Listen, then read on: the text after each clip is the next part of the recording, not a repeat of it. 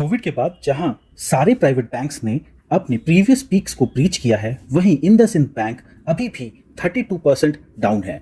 Hello friends, welcome to the channel. अगर आप IndusInd bank में इन्वेस्टेड हैं और आपका ये स्टॉक 20-25% डाउन है, या फिर you are worried about banking stocks in your portfolio, तो वीडियो एंड तक जरूर देखना। वी विल अंडरस्टैंड कि क्यों इंडसइंड बैंक का स्टॉक अभी भी अपने प्री कोविड लेवल को टच नहीं किया है, वहीं बाकी सारे प्राइवेट बैंक्स ने अपने प्री कोविड लेवल्स को ब्रीच किया है, और क्या लॉन्ग टर्म इन्वेस्टर्स को बैंकिंग सेक्टर में इन्वेस्ट करना चाहिए या फिर अभी इस सेक्टर से हमें दूर ही रहना चाहिए। We will understand in this video. सबसे पहला रीजन है जिसकी वजह से बैंकिंग सेक्टर स्ट्रेस में है, was Adani and Hindenburg situation, और फिर उसके बाद यूएस के दो बैंक्स का कोलैप्स होना, which is silicon valley bank and signature bank. In fact अभी आपने न्यूज में देखा होगा कि क्रेडिट स्विस को यूबीएस बैंक ने एक्वायर किया है, वो भी कोड़ियों के भाव पे, और यहाँ पे बॉन्ड होल्डर्स के $17 बिलियन हवा में उड़ गए हैं। सबसे पहले हम लोग बैंक निफ्टी का चार्ट देखते हैं। कोविड के बाद निफ्टी प्राइवेट बैंक इंडेक्स ने केवल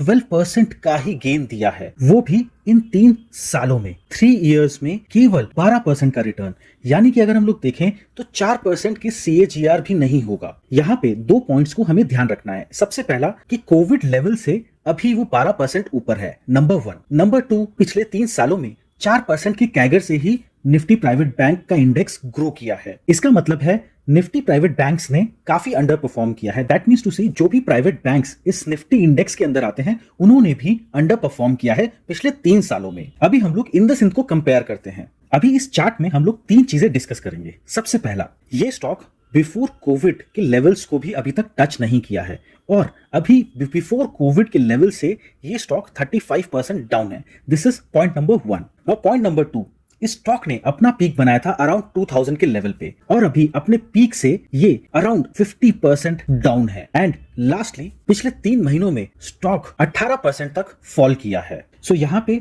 अपने पीक से 50% डाउन है, और बिफोर कोविड प्राइस से 30% डाउन है, and in last 3 months 18% down है। अभी वी विल अंडरस्टैंड कि बाकी प्राइवेट बैंक्स ने कैसा परफॉर्म किया है अगेंस्ट इंडसइंड बैंक। इस टेबल में आप लोग देख सकते हैं टॉप 7 प्राइवेट बैंक्स की performance, which is before Covid versus आज का जो स्टॉक प्राइस है। HDFC बैंक, ICICI बैंक और एक्सिस बैंक ने प्री कोविड लेवल्स को ब्रीच किया है, वहीं कोटक बैंक और AU स्मॉल बैंक अपने प्री कोविड लेवल को टच किए हैं। लेकिन यहाँ पे अगर हम लोग इंडसइंड बैंक को देखते हैं तो अपने प्री कोविड लेवल से वो अभी 32% डाउन है, और main reason for this under performance is CEO का जो टेन्योर है वो RBI ने कर्टेल किया है। Last year board of IndusInd bank ने इनके CEO विच इज सुमंत कथापलिया का टेन्योर 3 साल के लिए बढ़ा दिया था, लेकिन RBI ने उस एक्सटेंशन को अप्रूव नहीं किया और 3 साल से कम करके 2 साल कर दिया, जिसकी वजह से इन्वेस्टर्स काफी नाराज हुए, क्योंकि Sumant कथापलिया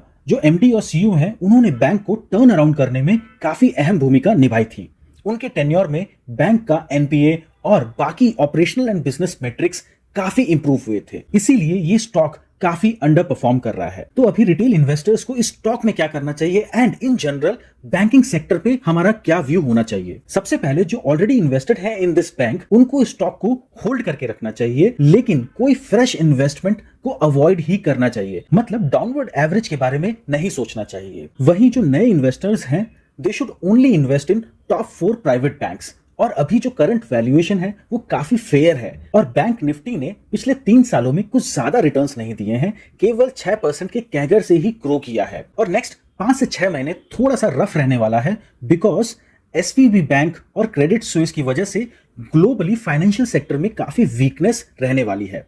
Although there is nothing wrong with Indian banks, और अगले 2 से 3 सालों में बैंक निफ्टी आप लोगों को काफी अच्छा रिटर्न दे सकता है, इसीलिए टॉप 4 प्राइवेट बैंक्स में ही निवेश करिएगा। एंड डोंट बल्क बाय, आप धीरे धीरे अपनी पोजीशंस को बिल्ड करें। अगर आपको ये वीडियो इंफॉर्मेटिव लगा एंड पसंद आया तो प्लीज वॉच दिस वीडियो जो आई कार्ड पे शो कर रहा है। यहाँ मैंने ऑटो इंडस्ट्री को एनालाइज किया है और 5 बेस्ट ग्रोथ स्टॉक्स आइडेंटिफाई किए हैं जो नेक्स्ट 3 to 5 इयर्स में मल्टी बैगर रिटर्न्स दे सकते हैं।